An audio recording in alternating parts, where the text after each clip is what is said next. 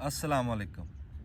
सियाणे कहते भी सियाले तो किसी का छाला मरना परना भी ना हो, भी इन्नी ठंड च तोड़ जाके किसी की मकान देनी भी औखी तो किसी को न्यूंदरा पाना भी औखा। भी सवेरे तड़के उठी दा एडा एडा मोटा कक्कर जम्मिया होंदा, धार चोनी है या कोई दातरी नूं हथ लाना, हाथ ही नहीं काम करते।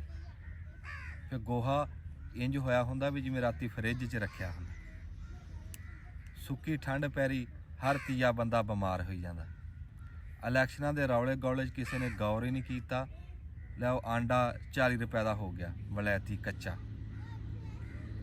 वो डॉक्टर जो टीका लाते सी ठंड तो वो 150 का रत्ते रंग का, 120 रुपए का खट्टे रंग का, बगैर गोली पुड़ी तो है को पुछण वाला इन्हां नूं।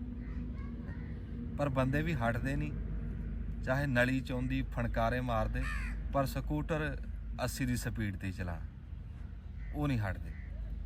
फिर सियाणे कहते हैं भी ठंड हुंदी हवा दी, हवा सियाले च ना तो कोई रुखां ते पत्ता छड्डदी ते ना ही कोई बाबा।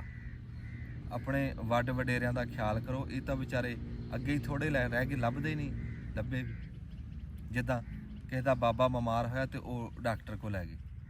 डॉक्टर कहते भी ठंड लगी आ तो इनू कोई निग दिओ। वो घरे ले जाके ना मंजे ते पा के उत्ते रजाई दी, रजाई चारे नुकरां तो फड़ के हेठ भख दे कोले रखते। वो 2 घंटे इनू देखा, बाबा ही ग्रिल फिश होया।